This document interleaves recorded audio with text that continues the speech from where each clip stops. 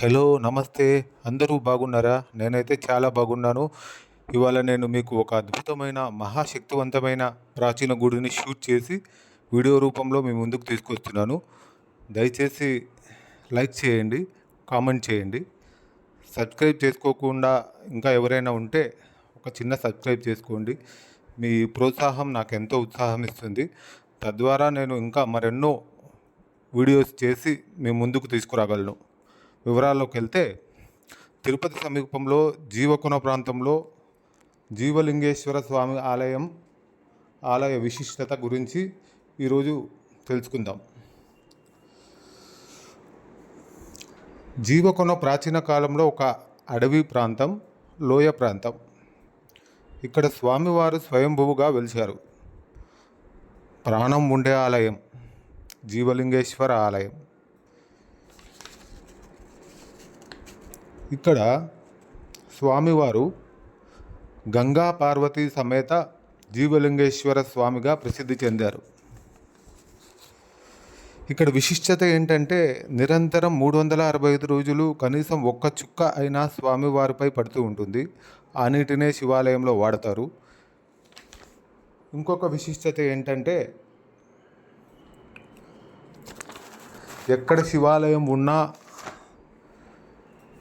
తూర్పు పడమర ముఖంగా ఉంటారు స్వామివారు, కానీ ఇక్కడ దక్షిణ ముఖంగా ఉంటారు. తద్వారా దక్షిణామూర్తి స్వరూపంగా పూజలు అందుకుంటున్నారు. ఇంకో విశేషం ఏంటంటే, ఇక్కడ ఎవరికైనా వివాహం కాని వారుంటే వారు ఇక్కడ ప్రదక్షిణలు చేసినట్లయితే వారికి తొందరలోనే వివాహ యోగ్యం కలుగుతుంది అని చాలామంది నమ్ముతారు. చాలా జరిగాయి కూడా. ఇక్కడ రాహుకేతు పూజలు, నాగదోష నివారణ పూజలు ప్రతిరోజు జరుగుతూనే ఉంటాయి. తిరుపతి నుంచి చాలా దగ్గరలోనే ఉంటుంది ఈ ఆలయం. ఈ ఆలయానికి వెళ్ళడానికి మనకు ఆటోలు, తర్వాత వెహికల్స్ వెళ్ళడానికి మంచి రోడ్డు వేశారు. గుడిలో కార్తీక మాసంలో అఖండ జ్యోతి నెలంతా అలా వెలుగుతూనే ఉంటుంది. దేవి నవరాత్రులు కూడా జరిపిస్తారు. ప్రతి శివరాత్రికి ఏటా ఘనంగా ఉత్సవం చేస్తారు. స్వామివారికి కళ్యాణోత్సవం, అన్నదానం జరుగుతుంది. అన్నంతోనే శివలింగం చేసి అలంకారం చేస్తారు స్వామివారిని. అలంకారం చేసిన తర్వాత పూజలు చేస్తారు. పూజలు చేసిన తర్వాత చివరి రోజున నిమజ్జనం చేస్తారు. అలాగే అమ్మవారికి శాకాంబరి, అన్నపూర్ణాదేవి అలంకరణ చేస్తారు.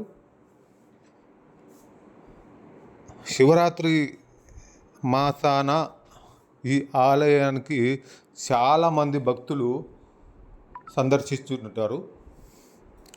వారి ఏవైతే తీరని కోరికలు ఉంటాయో ఆ కోరికలన్నీ స్వామివారికి విన్నవించుకొని, తద్వారా వాటికి దోష నివారణ పూజలు చేయించుకొని, ఆ దోషం వల్ల ఏదైతే ఆటంకం కలుగుతుందో ఆ ఆటంకం తొలగించుకొని వాళ్ళ కోరికల్ని తీర్చుకుంటున్నారు.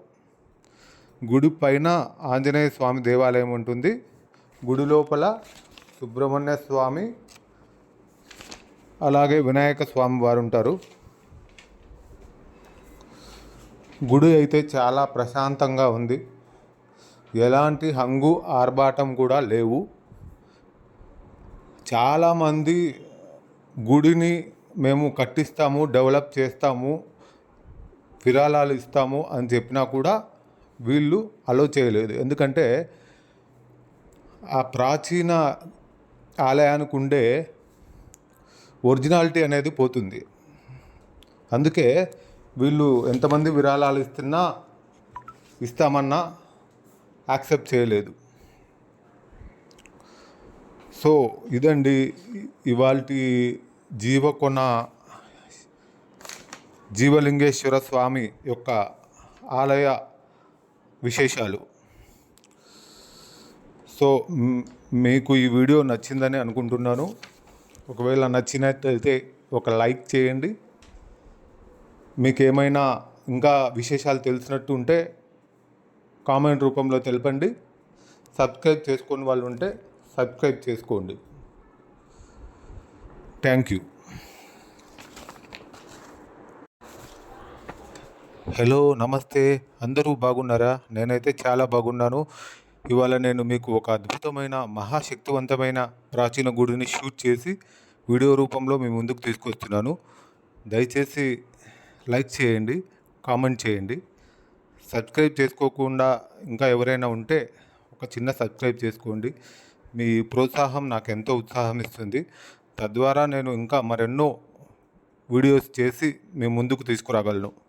వివరాల్లోకి వెళ్తే, తిరుపతి సమీపంలో జీవకొన ప్రాంతంలో జీవలింగేశ్వర స్వామి ఆలయ విశిష్టత గురించి ఈరోజు తెలుసుకుందాం.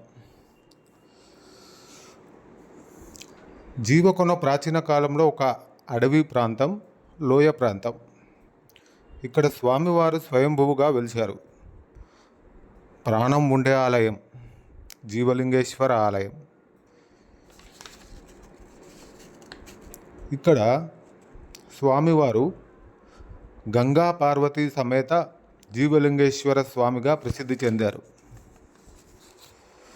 ఇక్కడ విశిష్టత ఏంటంటే,